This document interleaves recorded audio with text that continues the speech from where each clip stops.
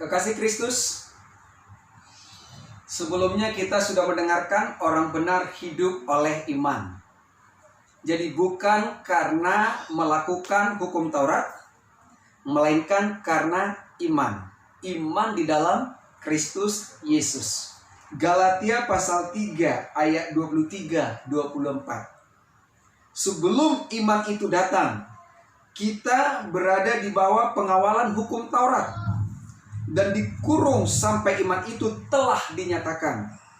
Jadi hukum Taurat adalah penuntun bagi kita sampai Kristus datang, supaya kita dibenarkan karena iman. Jadi hukum Taurat adalah penuntun. Hukum Taurat itu sendiri adalah penuntun bagi kita, membawa kita kepada iman yang sesungguhnya.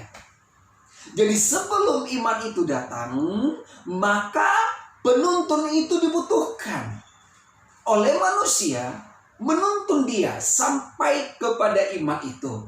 Dan ketika iman itu telah datang, yaitu Kristus, maka saudara tidak lagi di bawah pengawasan penuntun, tapi sekarang sudah langsung di bawah pimpinan dan tuntunan Kristus itu sendiri. Itu sebabnya saudara yang sudah di dalam Kristus tidak lagi melakukan hukum Taurat.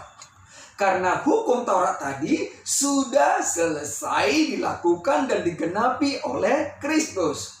Dan sekarang saudara sudah bertemu dengan iman yang sejati, yaitu Kristus. Maka saudara sekarang hidup di dalam kasih karunia. Karena semua perjanjian lama dan semua kitab nabi-nabi itu adalah menceritakan tentang satu pribadi, Yesus Kristus.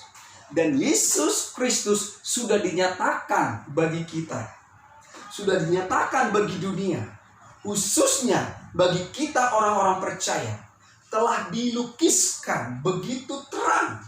Itulah yang mempesona kita, sehingga kita sekarang tidak lagi di bawah tuntunan hukum Taurat itu, tapi sudah di dalam tuntunan Kristus sendiri.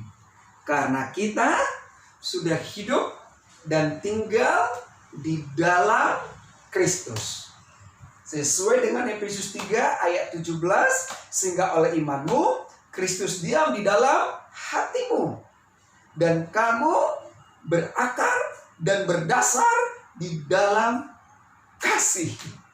Jadi kalau sudah dalam kasih karunia, maka kita justru tidak melakukan lagi pelanggaran hukum legalistik tersebut.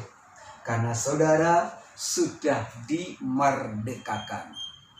Jadi hukum Taurat penuntun membawa kita sampai pada Kristus. Dan sekarang kita sudah berada dalam Kristus, bersyukur dan bersuka cita. Saudara sudah dibebaskan dari tuntutan-tuntutan yang tidak bisa saudara lakukan. Dan sekarang Kristus sudah menyelesaikannya bagi saudara. Hidup dan tinggallah di dalam Kristus.